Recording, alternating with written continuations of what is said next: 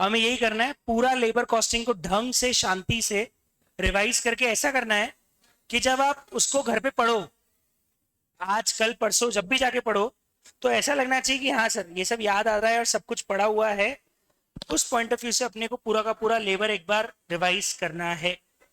तो करते हैं हम चालू, और प्लीज आप लोग अपनी आवाज कर लीजिए बंद। सुनिए ध्यान से, सबसे पहले कॉपी निकाल लीजिए और कॉपी में हम सबसे पहले डिस्कस। हेलो, अब चाहिए आवाज बिल्कुल बंद। अर्पिता मैडम आवाज नहीं आनी चाहिए। चेतन अपने हाथों को अपने पास ही रखो और आते मुद्दे पे, जल्दी मुद्दे पे।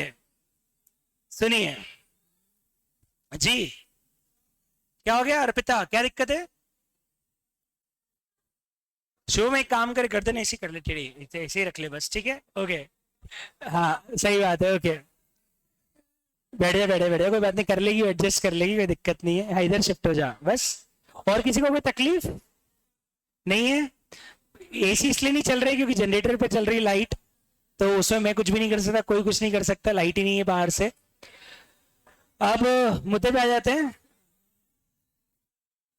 ये तो पूरा इसका वो हो गया है, मतलब जब तक इसका क्रियाक्रम नहीं हो जाता तब तक इसको दफनाया नहीं जाएगा, है ना?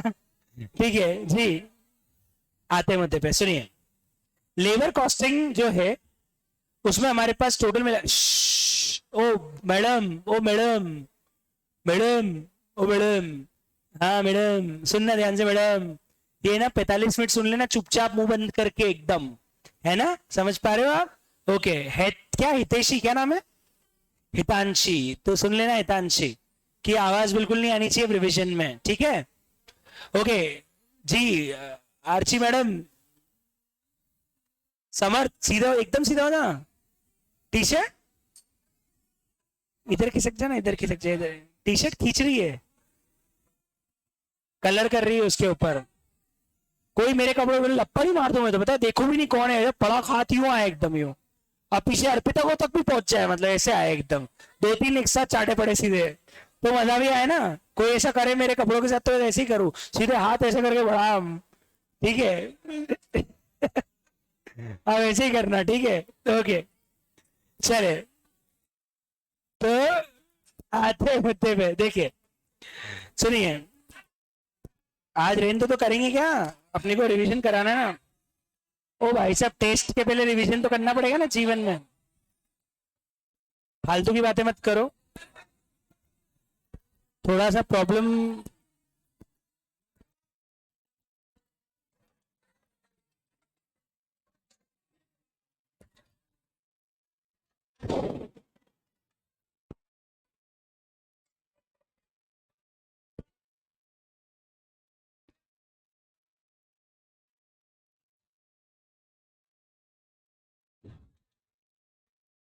आपको पता है मैं जब मेरे को सुनना होता तभी सुनता हूं मैं, है ना? अभी तुम 5 मिनट से बोले जा रहे हो, मैं अलग ही जोन में था, सुना ही नहीं कि तुम लोगों ने क्या बोला, ठीक है? चलो,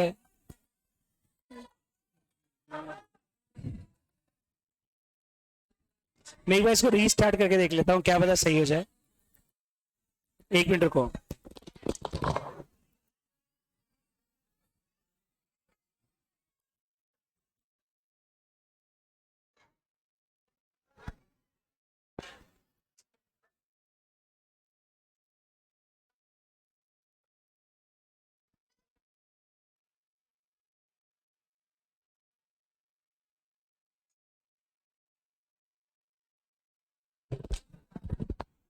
चलिए सुनिए ध्यान से, सुनिए ध्यान से। एसी बात दादा कहां से लाऊं? अभी 4 बार बोला, सुना नहीं क्या कि नीचे लाइट ही नहीं है, मैं कहां से लाऊंगा एसी? एसी तो मैंने बोल तो दिया नहीं आ सकता, लाइट ही नहीं नीचे।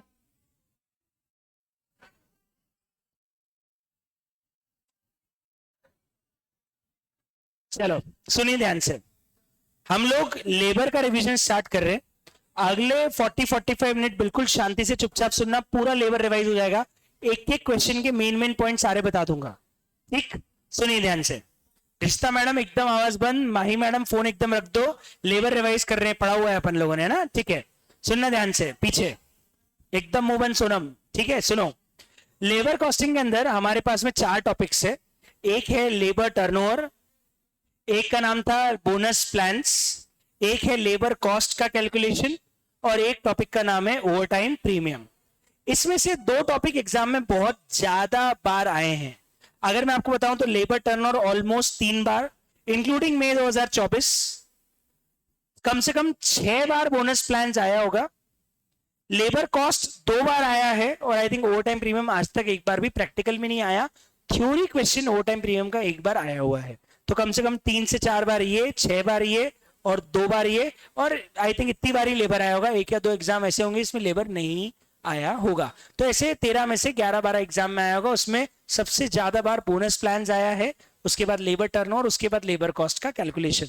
ये अभी तक नहीं आया, लेकिन थ्योरी क्वेश्चन में पूछा था और अब कभी एग्जाम के अंदर आ सकता है, क्योंकि मॉड्यूल में क्वेश्चन दिया है। हम लोग सबसे पहले टॉपिक से चालू करते हैं, और जो सबसे पहला टॉपिक है लेबर टर्नओवर, वो लेबर टर्नओवर एग्जैक्टली क्या डिनोट करता है वो समझना बहुत जरूरी है। लेबर टर्नओवर डिनोट करता है वर्कर्स का आने जाने का मूवमेंट, कितनी जल्दी वर्कर्स हमारी ऑर्गेनाइजेशन में आता है और छोड़ के चला जाता है, वो चीज लेबर टर्नओवर डिनोट करता है। और खास बात यह है कि लेबर टर्नओवर के साथ एक कॉस्ट लगती है। जब भी कंपनी में लेबर टर्नओवर होगा तब कुछ ना कुछ कंपनी को कॉस्ट लगेगी। क्या? जाने वाले की कॉस्ट, आने वाले की cost, training cost, defective cost, production का लॉस होगा, एक्स्ट्रा पैसे देने पड़ेंगे, बहुत सारी एक्स्ट्रा कॉस्ट आपको बिकॉज ऑफ लेबर टर्नओवर लगेगी। हमारा सबसे पहला टॉपिक ही ये था कि हम उन कॉस्ट का कैलकुलेशन करना सीखेंगे, और इसके लिए मैंने एक एग्जांपल आपके सामने यहां पे लिया था। मैं आपको एग्जांपल बताता हूं एग्जांपल क्या बोलता है। हमने फर्स्ट एग्जांपल से चालू किया था हमारा लेबर टर्नओवर, जिसके अंदर हम लोगों ने कंट्रीब्यूशन लॉस निकाला था। तो कैसे निकलेगा सुनना ध्यान से। सेल दे रखी क्वेश्चन में 60 लाख, पीवी रेशियो दे रखा है 20%, मतलब कंपनी ने अभी 12 लाख रुपए का प्रॉफिट कमाया है। ठीक, कंपनी ने अभी 60,000 घंटे काम किए हैं, लेकिन उसमें 10,000 घंटे ऐसे हैं जिसमें आधा ही काम प्रोडक्टिव हुआ है। मतलब पहले तो बताओ प्रैक्टिकली कंपनी ने 60,000 घंटे काम किया कि 55,000 ही बोलो इसको, कितने घंटे काम किया? और 55,000 घंटे काम करके कितना प्रॉफिट कमा लिया? मतलब 1 घंटे काम करके कितना प्रॉफिट कमा लेते हैं? 21.81 समथिंग। 12 लाख का प्रॉफिट मैंने 55,000 घंटे काम करके कमाया है। आगे सुनना क्या लिखा हुआ है। हमने डिले के कारण 40,000 घंटे का लॉस कर दिया। क्यों? मेरा एक लॉस तो ये हुआ कि लेट वर्कर ज्वाइन किया, तो 40,000 घंटे तो यहां बर्बाद हो गए। मुझे पता मेरा एक लॉस और हुआ है, ट्रेनिंग वाला। बताओ ट्रेनिंग में कितने घंटे बर्बाद हो गए?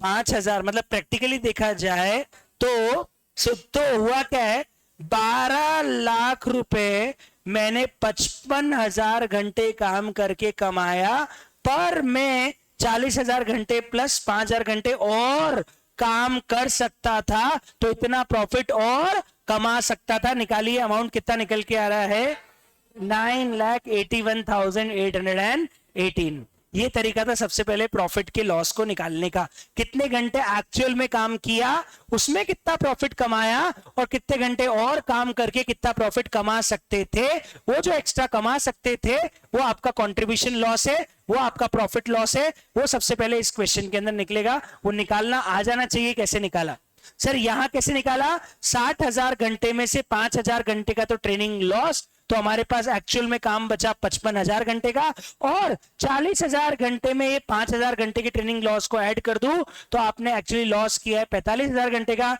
मतलब जो 12 लाख का प्रॉफिट आपने कमाया है 55,000 आवर में, उसमें 45,000 घंटे और काम होता तो आपको 9,18,818 रुपए का प्रॉफिट और मिल जाता। ये पहली वैरायटी है जो हमने एग्जाम्पल की तो समझी थी, जिसमें हम कंट्रीब्यूशन लॉस निकालते हैं।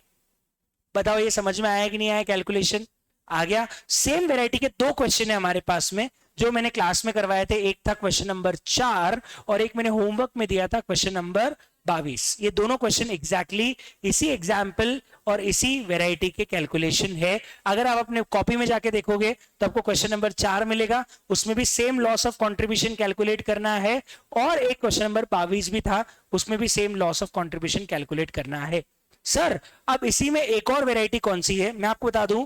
एक बहुत ही बढ़िया क्वेश्चन से हमने इसी की एक वैरायटी और एड ऑन करी थी, मतलब और अच्छे लेवल पे गए थे हम। और वो क्वेश्चन पता है कौन सा था? Question 13, question number 13। मैं चाहता हूं अपन इस क्वेश्चन को एक बार वापस कैलकुलेटर पे सॉल्व करें। कॉपी में तो पूरा सॉल्व है, आप सॉल्यूशन सामने निकालना हो तो निकाल लो, पर हम कैलकुलेटर पे पूरे क्वेश्चन को सॉल्व करते हैं। ठीक है, अपने को अगेन वही करना है, लॉस निकालना है because of labour turnover in this question. Online वाले बच्चों को चैट बॉक्स में कुछ लिखा हुआ नहीं है, आवाज आ रही कि नहीं आ रही जल्दी बताओ, और आप लोग भी फटाफट आंसर्स दीजिएगा, जल्दी बताओ। आवाज आ रही? कॉपी निकाल ली आप लोगों ने लेबर कॉस्टिंग की? यस। देखिए क्वेश्चन नंबर 13 में सबसे पहले वही लिखा है, प्रॉफिट लॉस निकालना है, कितने का प्रॉफिट लॉस हुआ। सबसे पहले सुनना, ट्रेनिंग पीरियड लग गया साहब 50,000 घंटे का, मतलब जो नए वर्कर्स आए उनको क्या देनी पड़ी? ट्रेनिंग। कितने घंटे की? इसमें 60% ही प्रोडक्टिव है, मतलब पहली बात 50,000 में से 30,000 घंटे में ही काम हुआ, 20,000 घंटे तो हमारे बर्बाद ही हो गए, और एक यूनिट को बनाने में 10 घंटे लगते हैं। इसका मतलब आपने 50,000 घंटे में 3,000 यूनिट बनाई, और कितनी यूनिट वेस्ट चली गई? मतलब आप चाहते तो 5,000 बना सकते थे, लेकिन बना कितनी पाए? 3,000। और कितनी नहीं बना पाए? 2,000, क्योंकि 40% टाइम बर्बाद हो गया, 60% टाइम ही बचा। तो आपका आउट ऑफ 50,000 आप 60% टाइम ही प्रोडक्टिव है, बाकी 40% टाइम आपका अनप्रोडक्टिव है। इसका मतलब 50,000 घंटे में 30,000 घंटे ही आप काम कर पाए, 20,000 नहीं कर पाए।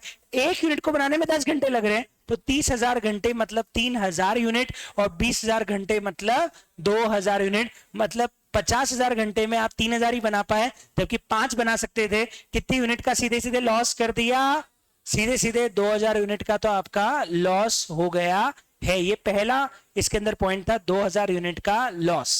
ठीक है, नीचे एक लिखा हुआ है, प्राइस 180 है और पीवी रेशियो 20% है। एक मिनट, प्राइस 180 है और पीवी रेशियो 20% है, मतलब एक यूनिट से 36 रुपए का कॉन्ट्रीब्यूशन मिल रहा है, और कितनी यूनिट नहीं बना पाए ट्रेनिंग के कारण? 2,000। तो 2,000 इंटू 36, पहला लॉस तो क्लियर निकल के आ गया मेरा 2,000 इंटू 36 के हिसाब से। बताओ पहला लॉस कितना निकल के आ रहा है? 2,000 यूनिट पे 36 रुपए नहीं कमा पाए, मतलब एक तो 72,000 का क्लियर कट मुझे लॉस आ गया है। एक और क्वेश्चन में लाइन लिखी हुई जो भी आ जाएगा मैं दिखा दूंगा, लेकिन पहले कॉपी में नोट्स में देख लो लाइन क्या लिखी हुई है। लाइन ये रही, सेकंड पॉइंट। आपने जो डिफेक्टिव अभी ट्रेनिंग में आउटपुट बनाया, बताओ ट्रेनिंग में आउटपुट कितना बनाया? 2 नहीं बनाया, कितना बनाया? 3 बनाया। वो बोल रहे हैं इस ट्रेनिंग के आउटपुट में 20% डिफेक्टिव है, ट्रेनिंग के आउटपुट में 20% डिफेक्टिव है। सबसे पहले बताओ, अगर ट्रेनिंग के आउटपुट में 20% डिफेक्टिव है तो आपका आउटपुट 2,000 था, उसका 20% कितना आ रहा है? 600। उस 600 को ठीक करने में 15 रुपए और लग जाएंगे, मतलब आपकी ट्रेनिंग कॉस्ट कितनी आ जाएगी? 15,000 रुपए। 25 रुपए लग जाएंगे तो आपकी ट्रेनिंग कॉस्ट कितनी आ जाएगी? 15,000 की। ये भी आ गया। तीसरा पॉइंट, 1 लाख आर डायरेक्टली और लूज कर दिए। अरे 1 लाख आर मतलब यूनिट कितनी? एक यूनिट को बनाने में 10 घंटे लग रहे हैं, तो 1 लाख आर मतलब यूनिट कितनी? 10,000। और एक यूनिट पे कितने रुपए मिलते हैं? 36, मतलब 3,60,000 का। तो यहाँ एक लॉस और आ गया। चलो अब कैलकुलेटर पे मेरे साथ टोटल कैलकुलेशन करते जाओ। पहला डिफेक्ट, ट्रेनिंग के कारण 2,000 यूनिट नहीं बनी, इंटू 36, 72,000 का लॉस, प्लस करो डिफेक्टिव की रेक्टिफिकेशन कॉस्ट कितनी? 15,000, प्लस लॉस हो गया आर्स का 10,000 क्वांटिटी का 3,60,000 करो, प्लस ये तीनों जोड़ दो, settlement cost 183,480 plus recruitment cost 156,340 plus training cost 113,180, और टोटल लगा के बताओ आपकी कॉस्ट कितनी आ रही है? 9 लाख। ये एक्चुअली क्वेश्चन नंबर 13 का आंसर है। अगर आप टोटल कॉस्ट निकालेंगे क्वेश्चन नंबर 13 के अंदर, आपको 9 लाख रुपए का अमाउंट प्रॉफिट फॉरगॉन निकल के आ जाएगा। आप चेक कर सकते हैं, ये पूरा 9 लाख का कैलकुलेशन आपके सामने। 72,000 ट्रेनिंग का लॉस, 15,000 प्रोडक्टिव रेक्टिफिकेशन लॉस, 3,60,000 का contribution loss, settlement recruitment to training करके टोटल प्रोडक्ट प्रॉफिट फॉरगॉन कितना आ रहा है? 9 लाख रुपए का। ये मेरा एक और अच्छा क्वेश्चन हो गया। ये पहली वैरायटी थी, हमारे कैलकुलेशन ऑफ लेबर टर्नओवर के कॉस्ट की। अब लेबर टर्नओवर में हमने सेकंड वैरायटी पता है क्या पढ़ा था? Labour turnover ratios. और याद करो मैंने आपको टोटल मिला के 3 तरह के रेशियोज पढ़ाए थे। याद है कौन कौन से 3 रेशियोज थे? आपके सामने देखिए स्क्रीन पे फॉर्मूले लिखे हुए हैं। LTR separation method, LTR replacement method, LTR flux including excluding expansion, और एक इंक्लूडिंग एक्सपेंशन। टोटल 4 तरह के एलटीआर हमने पढ़े थे, LTR separation, LTR replacement, LTR flux excluding expansion, LTR flux including expansion. सबसे पहले एलटीआर सेपरेशन बोलता है जितने वर्कर्स, सुनना एक बार ये लाइन सुनना, सेपरेशन बोलता है जितने वर्कर्स छोड़ के गए वो लो, रिप्लेसमेंट बोलता है जितने वर्कर गए उसकी जगह कितने आए वो लो, फ्लक्स का पहला वाला बोलता है जितने वर्कर गए और जितने जाने वालों की जगह आए वो लो, और फ्लक्स का दूसरा वाला बोलता है जितने वर्कर गए और जितने टोटल आए सब ले लो। मतलब एक में सिर्फ गए, एक में जाने वाले की जगह आए, एक में गए और जाने वाले की जगह आए, और एक में गए और सारे आए। क्या बोलोगे, वापस बोलो, एक में गए, एक में जाने वालों की जगह आए, एक में गए और जाने वालों की जगह आए, और एक में गए और सारे आए। तो एक का formula number of left discharge, एक का नंबर ऑफ रिप्लेसमेंट, एक में आएगा number of separation plus replacement, एक में आएगा number of separation plus number of joinings. अब इस चारों फॉर्मूले को समझने के लिए हम एक बहुत ही बेसिक क्वेश्चन से कैलकुलेशन कर सकते हैं। तो वापस से कैलकुलेटर उठाइए, क्योंकि अपने को एलटीआर का बेसिक क्वेश्चन करना है एलटीआर समझने के लिए, और वो है हमारा पहला क्वेश्चन नोट्स का क्वेश्चन नंबर 1। ये रहा, आप देख सकते हो क्वेश्चन में क्लियरली लिखा हुआ है 25 गए, 10 जाने वालों की जगह आए, टोटल 75 आए। मतलब टोटल 75 आए, उसमें 10 तो जाने वालों की जगह और 65 नए आए, टोटल 75 आए, 75 आए। Out of that 10 is replacement, 25 is the separation, और आपके पास एवरेज दे रखा है 550। निकाल लो, इन फॉर्मूले को अप्लाई करके तीनों एलटीआर निकल के आ जाएंगे। पहले फॉर्मूले में क्या लिखोगे बताओ, पहला फॉर्मूला क्या लगाओगे, सिर्फ सेपरेशन, सेपरेशन मतलब 25 डिवाइडेड बाय 550। बताओ आ रहा है आंसर 4.5, 25 डिवाइड बाय 550। ये कौन सा फॉर्मूला हो गया सेपरेशन का, 4.5। दूसरे में कितना लेंगे रिप्लेसमेंट के लिए, 10 डिवाइड बाय 550, कितना आ रहा है 1.8। और तीसरा फ्लक्स में क्या लेंगे बताओ, 25 प्लस 10 डिवाइड बाय 550, 6.36। और एक में लेंगे 25 प्लस 75 डिवाइड बाय 550, 18.18। तो एक में सिर्फ जाने वाले, एक में सिर्फ आने वाले, एक में जाने वाले और आने वाले, एक में जाने वाले और सारे आने वाले, चारों हो गए एलटीआर। लॉजिक मैंने बता ही दिया था। 4 एलटीआर अलग अलग क्यों निकाल रहे, क्योंकि एक एलटीआर से तो अपन सारी चीजें निकाल ही नहीं सकते, तो आपको 4 अलग अलग रेशियो से ये पता पड़ जाएगा कंपनी में कितने वर्कर्स गए, कितने वर्कर्स आए, कितने टोटल इनफ्लो आउटफ्लो है, और कितना ओवरऑल इनफ्लो आउटफ्लो है। तो ऑफ कोर्स एक एलटीआर से नहीं निकल पाएगा, अलग अलग एलटीआर से कैलकुलेट करना पड़ेगा। लॉजिक ये है कि अगर क्वेश्चन में लिखा है एलटीआर 4% है, मतलब कंपनी ने 100 वर्कर में से 4 वर्कर निकल दिए, चले गए। मतलब कंपनी में एवरेज 4.5 वर्कर हर साल चले जाते हैं 100 में से। और अगर रिप्लेसमेंट 1.8 है, मतलब जो 4.5 जाते हैं उसकी जगह आते हैं 1.8 ही है।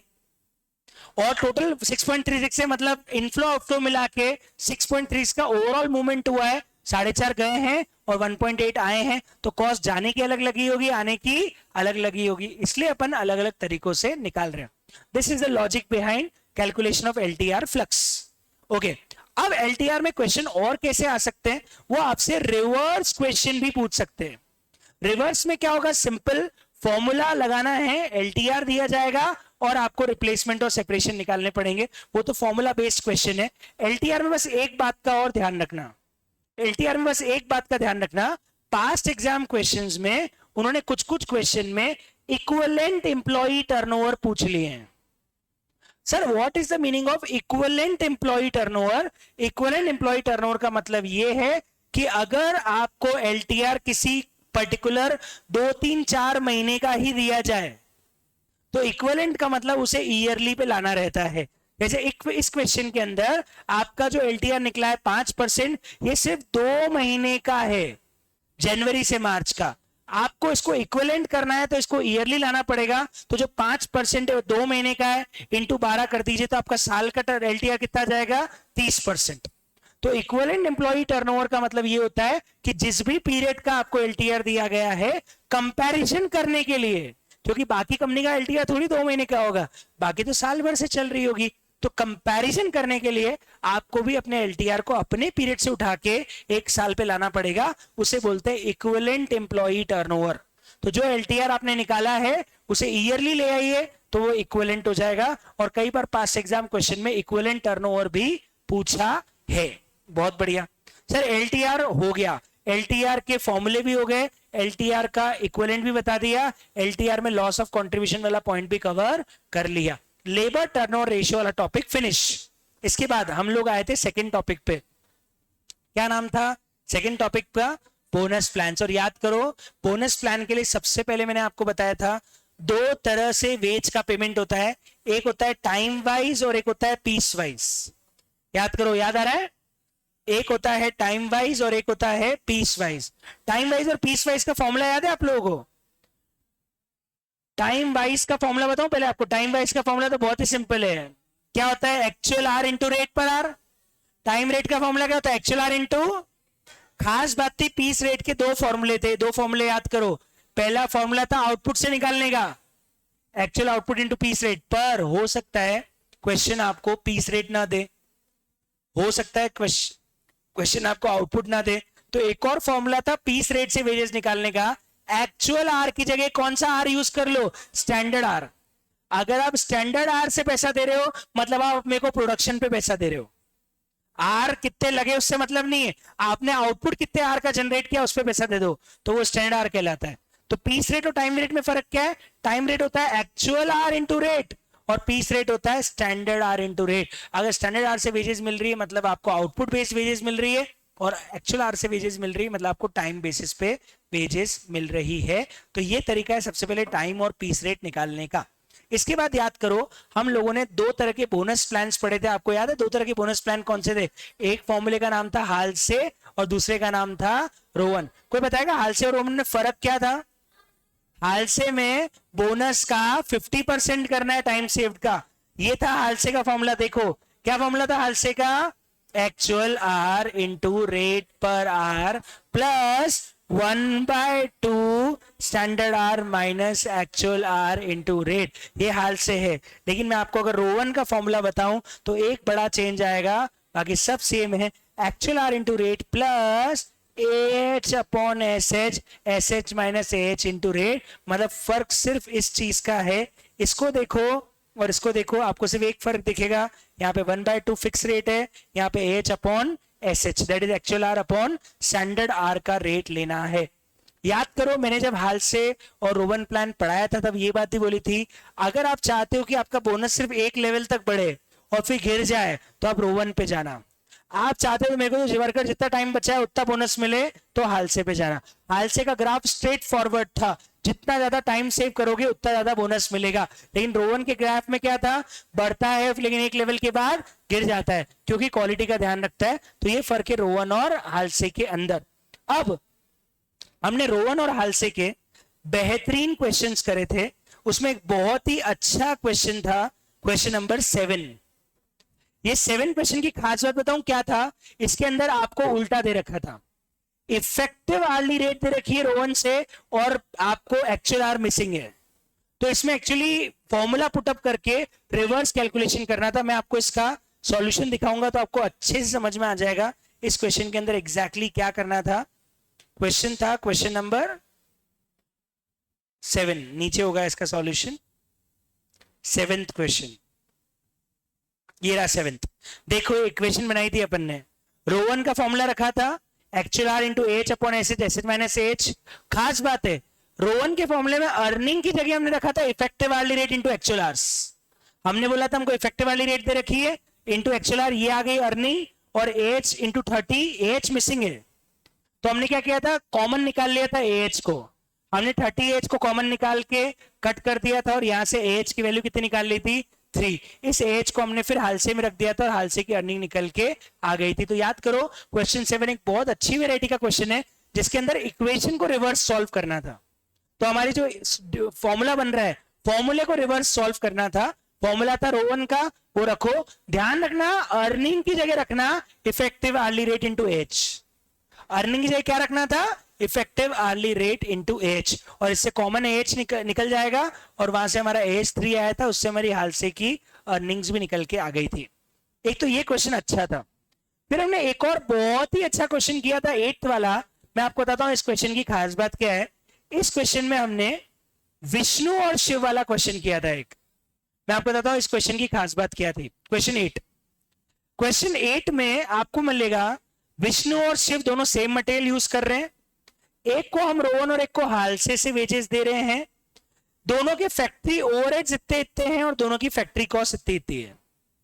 हमने क्या किया था, सबसे पहले फैक्ट्री कॉस्ट में से फैक्ट्री ओवरहेड्स निकाल के बची हुई क्या निकाल दी थी, प्राइम कॉस्ट। और मैंने बोला था यार प्राइम कॉस्ट में जो डिफरेंस आ रहा है 120 का, that is only because of wages, क्योंकि दोनों में यूज होने वाला मटेरियल तो एग्जैक्टली सेम है। तो हमने बोला था अच्छा एक को दे रहे हैं रोहन से, एक को दे रहे हैं हालसे से, तो रोहन और हालसे की वे अर्निंग में 120 का फर्क है, और यहां से हमने फॉर्मूला पुट कर दिया था। रोहन की अर्निंग माइनस हालसे की अर्निंग का फॉर्मूला पुटअप करके हमने इक्वल टू में -20 कर दिया, और यहां से आर निकाल दिया था, और वो रेट निकाल के हमने फिर दोनों की वेजेस निकाल के मटेरियल कॉस्ट निकाली थी, कॉस्ट स्टेटमेंट तैयार किया था जिसमें factory cost, factory overhead, prime cost, wages रखा, तो अपने आप रिवर्स में अपने को रॉ मटेरियल कॉस्ट निकल के आ गई थी। तो ये एक और वेराइटी का क्वेश्चन था विष्णु और शिव वाला। क्या खास बात थी, मटेरियल सेम है और प्राइम कॉस्ट अलग है, तो फर्क सिर्फ वेजेस में होगा। तो दोनों की वेजेस का डिफरेंस रखो और दोनों की वेजेस के फॉर्मूले रख दो, अपने आप मिसिंग फिगर्स निकल के आ जाएंगे। ये क्वेश्चन नंबर 8 का क्रक्स था, जो क्वेश्चन नंबर 8 के अंदर हम लोगों ने किया था, विष्णु और शिव वाला क्वेश्चन था। ऐसा एग्जाम में आया हुआ क्वेश्चन भी है। इसके बाद 9 तो इजी था, 10 बहुत अच्छा क्वेश्चन था। मैं आपको 10 की खास बात बताता हूं, 10 में क्या खास बात थी। 10 के अंदर वो डायलॉग बोला था मैंने, अगर आपको याद हो तो, तुम मुझे प्रोडक्शन दो मैं तुम्हें बोनस दूंगा। यहां पे एम्प्लॉय ने एक कमिटमेंट किया था, एम्प्लॉयर ने एक कमिटमेंट किया था एम्प्लॉय को कि मिनिमम 20% बोनस दो। हो क्या रहा था, सिंपल इस क्वेश्चन में भी अर्निंग निकालनी थी हाल से और रोहन से, पर खास बात क्या थी, मिनिमम 20% का कमिटमेंट रोहन में पूरा होता, हाल से में नहीं हो रहा था। तो मैंने बोला चाहे हाल से में बचत ज्यादा हो रही हो, लेकिन आप फिर भी रोहन प्लान चूज करोगे, और रोहन प्लान इसलिए चूज करोगे क्योंकि मिनिमम 20% का कमिटमेंट किसमें था, रोहन में। हालसे में 20% का कमिटमेंट नहीं था। तो इस क्वेश्चन की खास बात ही ये थी कि लास्ट वाले पॉइंट में आपको बोलना था कौन सा प्लान चूज करना है, तो आपको वहां पे ये लिखना था कि मेरा मिनिमम 20% का जो बोनस कमिटमेंट है वो रोहन से मिल पा रहा है, हालसे से नहीं मिल पा रहा है। इवन हालसे में कॉस्ट सेविंग ज्यादा है, लेकिन मैं फिर भी हालसे नहीं चूज कर सकता क्योंकि मुझे 20% कमिटमेंट का ऑप्शन अश्योरेंस फुलफिल करना रहेगा। ये था मेरा क्वेश्चन नंबर 10, जो कि हाल से रोहन में कंपैरिजन करने के बाद आपको अश्योरेंस के हिसाब से रोहन और हालसे में से एक प्लान चूज करने का ऑप्शन देता था। क्वेश्चन नंबर 11 बढ़िया क्वेश्चन था। इस क्वेश्चन को समझाने के लिए मैं आपको इसका सॉल्यूशन ही दिखाता हूं, लेकिन पहले बता दूं क्वेश्चन में करना क्या था, मैं याद दिलाता हूं। 3 ऑप्शन थे इस क्वेश्चन में, या तो मैं वर्कर से 3200 घंटे काम करवाऊं जिसमें 2400 घंटे नॉर्मल है और 800 का ओवर टाइम है, या मैं वर्कर से 2400 घंटे नॉर्मली काम कराऊं लेकिन उसके लिए मेरे को वर्कर को रोहन और हालसे से बोनस देना पड़ेगा। तो इस क्वेश्चन की खास बात थी, एक कंपैरिजन टेबल बनाया था इस क्वेश्चन के अंदर ऐसा, जहां पे एक तरफ बिना ओवर टाइम के चलेंगे, एक तरफ हालसे से बोनस देंगे, एक तरफ रोहन से बोनस देंगे। तीनों में यूनिट बनानी थी 19200 19200 19200। फर्क क्या था, अगर मैं बिना बोनस के जाता हूं तो वर्कर 1 घंटे में 6 ही यूनिट बनाएगा, मतलब 19200 के हिसाब से 1 घंटे में 6 बनाएगा, तो आर कितने लग जाएंगे 3200, जबकि नॉर्मल अवेलेबल आर 2400 है, तो 800 घंटे का क्या कराना पड़ रहा था, ओवर टाइम। लेकिन आप हाल से रोहन में जाते हो तो आपके पास में 2400 घंटे ही चाहिए और 2400 ही अवेलेबल है, तो कोई ओवर टाइम की जरूरत नहीं पड़ेगी, 0 ओवर टाइम लगेगा अगर आप हाल से और रोहन में जाते हो तो। क्वेश्चन नंबर 11 की खास बात ये थी, अगर आप हाल से और रोहन में जाते हैं तो बिना ओवर टाइम के कॉस्ट निकालिए, और आप अगर एग्जिस्टिंग में जाते हैं तो आपको 800 घंटे का ओवर टाइम करना पड़ेगा, जहां पे आपको वेज रेट 10 की जगह 15 लगेगी। तो यहां पे आप वेज रेट दो 10 की जगह 15 और 2400 घंटे में नॉर्मल, 800 में ओवर टाइम दो, या आप रोहन और हालसे का फॉर्मूला लगा के वेजेस दे दो और फिर दोनों का स्टेटमेंट ऑफ कॉस्ट बना के देख लो कहां पे कॉस्ट सबसे कम आ रही है। सबसे कम वेजेस आपको हालसे में मिलेगी, सबसे कॉस्ट कम भी आपको हालसे में मिलेगी, सबसे बेस्ट ऑप्शन आपका कौन सा हो जाएगा, हालसे प्लान का। तो इस क्वेश्चन के अंदर कंपैरिजन करना था बिटवीन एग्जिस्टिंग प्लान, हालसे प्लान और रोहन प्लान। तो यहां पे मिनिमम कॉस्ट आ रही है हालसे में एक जगह ओवर टाइम है और एक जगह बोनस प्लान है। ओवर टाइम दोगे तो ज्यादा वेजेस देनी पड़ रही है, हालसे में बोनस दोगे तो आपको वेजेस कम देनी पड़ रही है। ये क्वेश्चन नंबर 11 में कंपैरिजन टेबल बना के क्वेश्चन करना था। 12वां क्वेश्चन अच्छा था। 12वें क्वेश्चन का अगर मैं सॉल्यूशन बताऊं तो इसमें 4 ऑप्शन दिए थे। पहला ऑप्शन था एग्जिस्टिंग टाइम रेट निकाल लो, कुछ नहीं था खास। दूसरा ऑप्शन बताया 12वें में क्या था, पीस पे जाओ। तो हमने बोला सर पीस कैसे निकलेगा, तो मैं आपको बताता हूं हमने पीस कैसे निकाले थे। मैं इसका कैलकुलेटर उठाऊं, मैं कैलकुलेशन समझाता हूं कैसे किया था। हमने ऐसे कैलकुलेशन किया था कि हमने यहां पढ़ सकते हो, हमने 135 आर्टिकल बनाए। पीस रेट से चाहिए ना, हमने कितने आर्टिकल बनाए 135, तो पीसेस तो 135 हो गए। हमें चाहिए कितने रेट पर पीस है, तो यहां देखो ऊपर टाइम रेट दे रखी है 160 रुपए पर आवर और टाइम अलाउड दे रखा है 15 आर्टिकल 5 घंटे में। एक मिनट सोच के बताओ, 15 आर्टिकल 5 घंटे मतलब 1 घंटे में 3, 1 घंटे में 3 और 1 घंटे के 160 मतलब 1 यूनिट के 1 घंटे में 3 आर्टिकल और 1 घंटे के 160 रुपए, तो 160 डिवाइड बाय 3 कर लो 50। ये आपका बेसिक पीस रेट आया और ये बोल रहे हैं उस पीस रेट में 20% और ऐड कर दो तो आपका पीस रेट आ जाएगा 64। इंटू करो 135, इंटू 135 करो 86। यही हमारा पीस रेट का कैलकुलेशन था और हमारा पीस रेट के हिसाब से अर्निंग्स आ रही है 8640 के। तो एक निकाल रखा था एग्जिस्टिंग टाइम रेट से, एक निकाल रहा था पीस रेट से। अब अपने को एक और बोला था हाल से और रोवन से भी निकालना है, तो वो भी निकाल लेते हैं। चलो हाल से रोवन से अगर इसका कैलकुलेशन करें, क्यों यूनिट बनाइए 135 आया ना। यहां बोल रहे हैं 5 घंटे में 15 आर्टिकल मतलब 1 घंटे में 3 आर्टिकल, तो 135 डिवाइड बाय 3 कर लो, कितने घंटे लगने चाहिए, स्टैंडर्ड आ जाएंगे, कितने लगने चाहिए 45। पर यहां बोल रहे हैं इस टाइम में 50% और ऐड कर दो तो आपका स्टैंडर्ड आ रहा है 67.5 और एक्चुअल आ रहे 40। मतलब जो काम 67.5 आवर में करना चाहिए था वो काम आपने 40 में कर दिया। तो अगर हम हालसे से अर्निंग निकालें इसकी तो बताओ क्या करेंगे, मैं बताता हूं। कैलकुलेटर पे लिखो 40 घंटे इंटू 160 रुपए, तो बेसिक हो गया। ये तो डाल दो एम प्लस में, 40 इंटू 160 एम प्लस में डाल दिया बेसिक।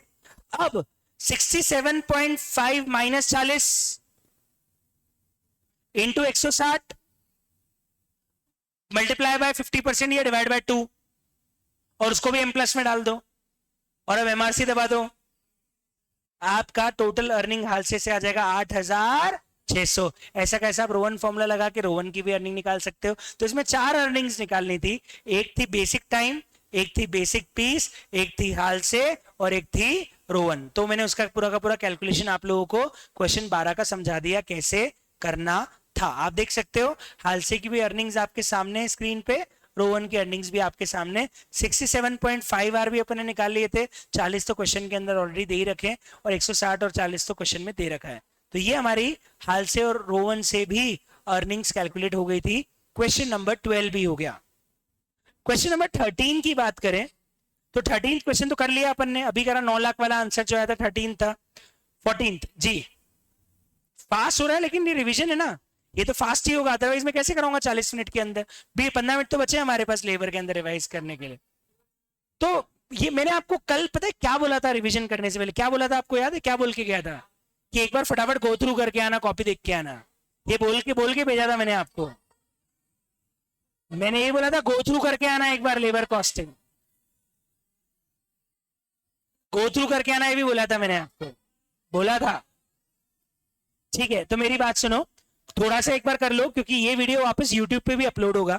अगर आपको लग रहा है थोड़ा सा फास्ट हो रहा है तो एक बार गो थ्रू करने के बाद वापस ये वीडियो देख लेना, शायद आपको समझ में आ जाए। पर हमारे पास बचे ही 10 मिनट है तो फटाफट एक बार रिकैप कर देता हूँ। ओवरव्यू था ये, इसको फुल रिवीजन मत मानो, वो रिवीजन अलग है, 1.5-2 घंटे में खत्म होगा। उसके लिए मुझे 1.5 घंटा लगेगा लेबर को रिवाइज करने के लिए, वो 1.5 घंटा अलग है। अभी एक ओवरव्यू है ताकि आप जब रिवीजन करने बैठो तो आपको पता रहे कौन कौन से क्वेश्चंस क्या क्या करने हैं। 14th क्वेश्चन जो था दैट वाज वेरी इजी, उस पर अपन डिस्कशन 14 और 15 पे ना करें तो अच्छा है।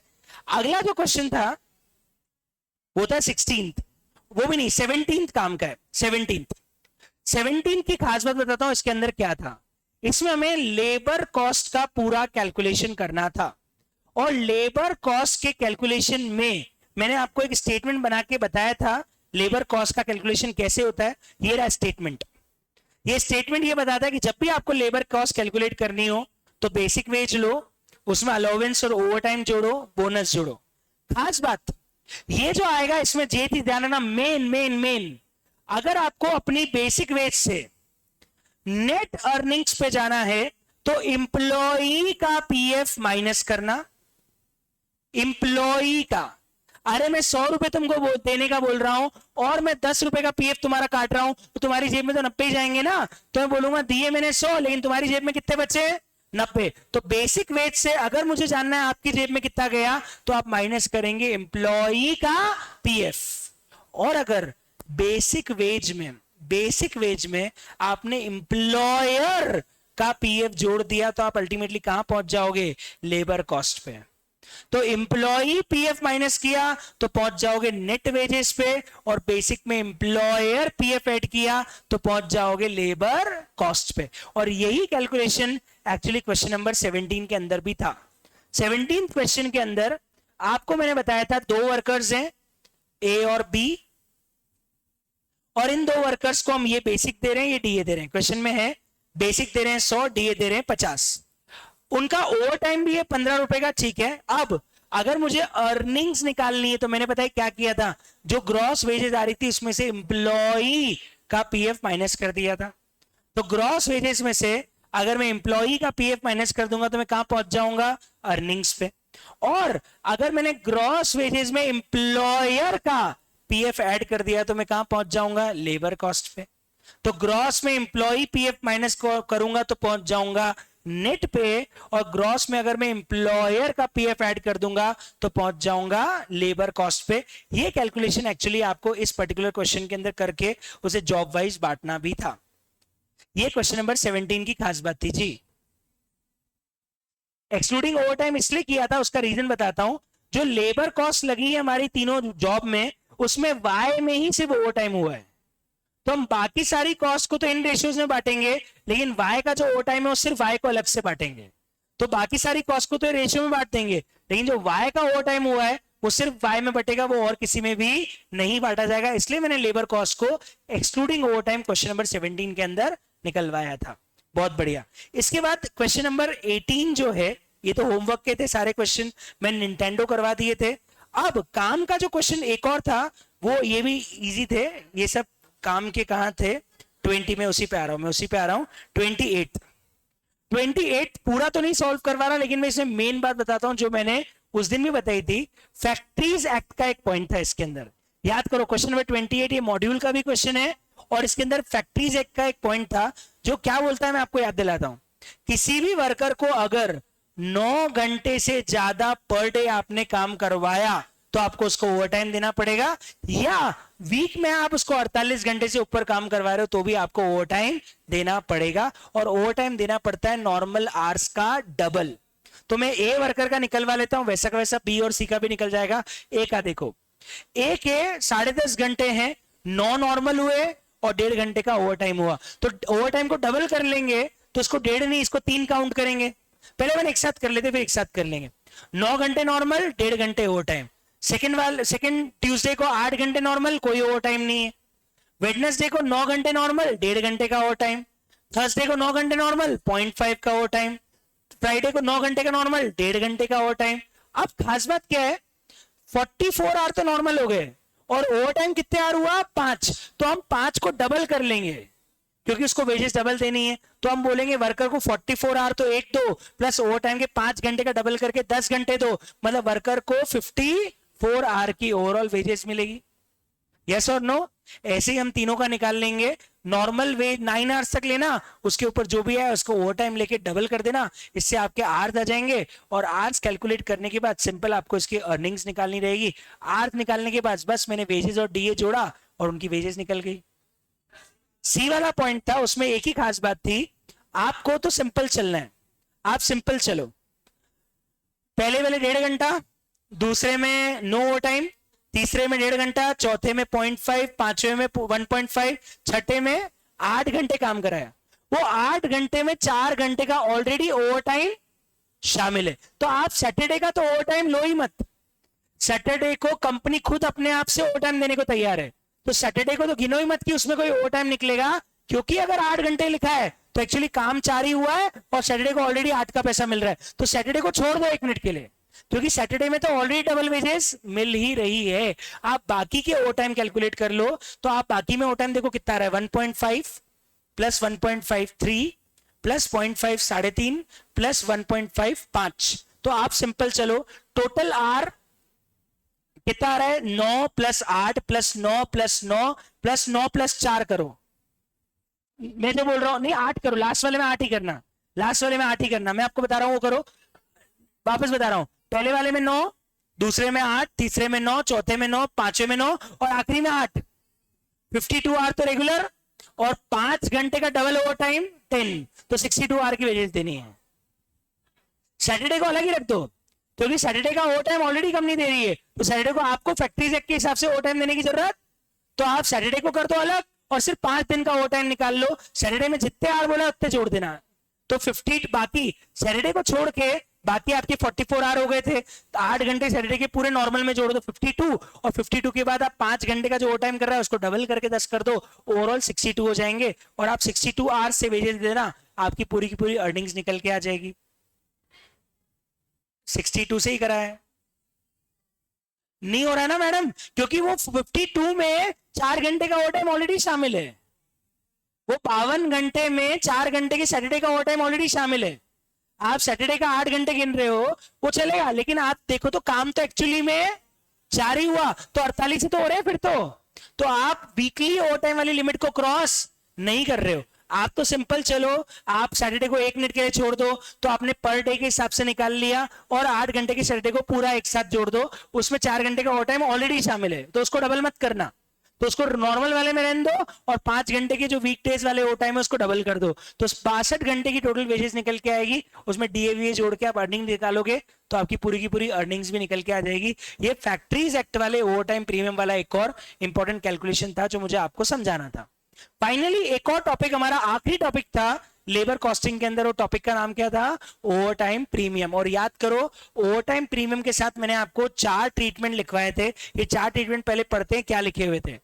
पहला ट्रीटमेंट था, अगर ओवर टाइम एबनॉर्मल रीजन से हुआ, हेलो, लेबर कॉस्ट को नहीं, सिर्फ प्रीमियम को, लेबर कॉस्ट तो लेबर कॉस्ट में ही जानी है। अगर मैं 100 रुपए नॉर्मली देने वाला था तो 100 तो लेबर में ही जाना है, जो 50 एक्स्ट्रा दिए मैं उसकी बात कर रहा हूं। I am not talking about labour cost, I am talking about premium. मैं बेसिक की बात नहीं कर रहा हूं, वो तो प्रोडक्ट कॉस्ट में ही जाएगा, मैं किसकी बात कर रहा हूं, प्रीमियम की। अगर आपने प्रीमियम पे किया है और एबनॉर्मल रीजन से, तो कहां भेज देना, P&L में। अगर कस्टमर की रिक्वेस्ट है तो पूरा किससे चार्ज कर लेना, कस्टमर से। अगर रेगुलर नेचर का है तो आपको बता दूं क्या करना पड़ेगा, पिछले साल की वेटेड एवरेज रेट निकाल के उससे लेबर कॉस्ट चार्ज करनी है। इस साल इस जॉब में लगे हुए ओवर टाइम का कुछ भी नहीं होगा, पिछले साल से हम जो भी इन्फ्लेटेड रेट निकालेंगे सभी से वही लेबर कॉस्ट चार्ज करेंगे। और फाइनली अगर इरेगुलर ओवर टाइम है तो कहां भेज देना, ओवर हेड्स के अंदर। तो एक लास्ट क्वेश्चन इसका किया था हमने, और वो क्वेश्चन था 29। उसके साथ हमारा ये ओवर टाइम प्रीमियम का ट्रीटमेंट भी समझ में आ जाएगा। सुनो ध्यान से, ये रहा, पहले कैलकुलेशन देख लो क्या हुआ। मैंने जॉब जेड में काम किए 1125 घंटे, कुछ घंटे के लिए 100 दिए, कुछ के लिए 175 दिए, कुछ के लिए 225 दिए। मैं सबसे पहले देखूं तो मैं जो बेसिक है, तो सर 1125 इंटू 100 रुपए के हिसाब से मेरा बेसिक तो आ जाएगा 1,12,500, और जो एक्स्ट्रा दिया है ये मेरा क्या बन जाएगा, प्रीमियम। तो अगर मैं देखूं तो 1,12,500 तो आंख बंद करके कहां जाना है, लेबर कॉस्ट के अंदर। लेकिन 10,625 क्या है हमारा, ओवर टाइम प्रीमियम। अब पहला ये आता है कि साहब अगर रेगुलर है तो क्या करें। अगर रेगुलर है तो भूल जाओ इसमें इंडिविजुअली क्या लगा, भूल जाओ। आप तो ये देखो पिछले साल क्या लगा था, तब पिछले साल इतने घंटे काम किया और इतनी वेजेस पे करी, इसके हिसाब से मेरा एक वेटेड एवरेज रेट पिछले साल का आ गया 117 रुपए। आप भूल जाओ आपने इस जॉब में कितने घंटे इंडिविजुअली ओवर टाइम करवाया है। आप तो ये देखो ओवरऑल वर्क कितना हुआ, 1100 इंटू 117, आपकी लेबर कॉस्ट 31,625, दैट्स इट। अगर आप रेगुलर ओवर टाइम पे जा रहे हो तो जॉब वाइज कहां कितना ओवर टाइम हुआ उससे मतलब नहीं है, हम सबको एक वेटेड एवरेज रेट निकाल के दे देंगे। और वेटेड एवरेज कहां से निकालेंगे? पिछले साल से। और इस बार लेबर कॉस्ट में बस वही लेबर कॉस्ट जाएगी। अब इंडिविजुअली कितना ओवर टाइम हुआ मुझसे मेरे को कोई मतलब नहीं है। कब? जब ओवर टाइम रेगुलर नेचर का है। लेकिन सर हेलो, आप मुझे बताओ, अगर एबनॉर्मल रीजन से ओवर टाइम हुआ तो बताओ, ये तो ठीक है, ये तो फालतू ही दिए ना, आपकी गलती है कि नहीं है? तो बताओ इसको कहां भेज देंगे? कॉस्टिंग पैनल में। मतलब अगर एबनॉर्मल रीजन से ओवर टाइम हुआ है तो लेबर कॉस्ट होगा 1,12,500 और पूरा का पूरा प्रीमियम 10,625 कहां चला जाएगा? कॉस्टिंग P&L के अंदर। अगर ओवर टाइम इरेगुलर नेचर का है, इरेगुलर मतलब कभी कभी होता है कभी कभी नहीं होता है, तो ये अमाउंट तो कहां जाएगा? लेकिन जो 10,625 का प्रीमियम है ये चला जाएगा ओवरहेड्स के अंदर। आप देखो अगर इरेगुलर ओवर टाइम है तो 1,12,500 को ही लेबर कॉस्ट मानेंगे और 10,625 के प्रीमियम को कहां भेज देंगे? ओवरहेड्स के अंदर भेज देंगे। और फाइनली सर अगर ओवर टाइम कस्टमर की रिक्वेस्ट पे हुआ है तो क्या करेंगे? सारा जॉब से ले लेंगे, मतलब ये पूरा जॉब देगी, ये पूरा कस्टमर ही देगा, मुझे अब कोई मतलब नहीं है। मेरी इस जॉब में 1,23,000 लगे ना, पूरे 1,23,000 मुझे किससे लेने हैं? कस्टमर से ही लेने हैं। ये हमारा ओवर टाइम प्रीमियम भी हो गया और ओवर टाइम प्रीमियम के साथ हमारे लेबर कॉस्टिंग के चारों टॉपिक भी हो गए, बोनस प्लान भी हो गया, लेबर टर्नओवर भी हो गया, साथ में हमारा ओवर टाइम भी हो गया और लेबर कॉस्ट का कैलकुलेशन भी हो गया। एक ओवरव्यू था पूरे चैप्टर का कि कैसे आप चैप्टर को पढ़ो और कौन कौन से क्वेश्चंस है और क्या क्या उसके अंदर मेन है। अब जाके अगर आपने फास्ट फॉरवर्ड इसको रिवाइज कर लिया 1-2 दिन के अंदर तो आपका लेबर कॉस्टिंग फटाफट निपट जाएगा और पूरा आपको समझ में भी आ जाएगा। जी मैडम। रेगुलर इरेगुलर में प्रैक्टिकल एग्जाम्पल, अगर स्किल लेबर की ही कमी है तो मेरे यहाँ रेगुलर ओवर टाइम होगा, हमेशा कराना पड़ेगा। इरेगुलर लेबर तो है लेकिन सीजनल है तो मैं लेबर हायर नहीं कर सकता, तो मुझे उन्हीं वर्कर से एक्स्ट्रा ओवर टाइम करवाना पड़ रहा है। सीजनल डिमांड होती है तो इरेगुलर होता है। अगर साल भर मेरे को मार्केट डिमांड है मतलब लेबर ही अवेलेबल नहीं है तो मुझे फिर रेगुलर ओवर टाइम करवाना पड़ेगा। रेगुलर में अपन लास्ट ईयर का वेटेड एवरेज इसलिए लेते हैं क्योंकि आज इस जॉब से मैं इसका ओवर टाइम कैसे डिसाइड करूं? जब साल भर ओवर टाइम होना है सबसे बराबर होना चाहिए। अब मान लो इस जॉब में ज्यादा हुआ कहीं कम हुआ, दोनों की लेबर कॉस्ट चेंज हो जाएगी। जबकि होना क्या चाहिए? साल भर जब ओवर टाइम हुआ है तो साल भर की लेबर कॉस्ट भी एक जैसी रहनी चाहिए, इसलिए हम पिछले साल का लेबर रेट यूज कर रहे हैं। ठीक है, that is the reason why regular and irregular overtime is different. बताओ किसी को कोई तकलीफ अब आ गया समझ में? तो ये हमारा लेबर कॉस्ट हो गया revise. Thank you so much, enjoy, good day, bye bye. आज का डिस्कशन करें यहीं पे खत्म।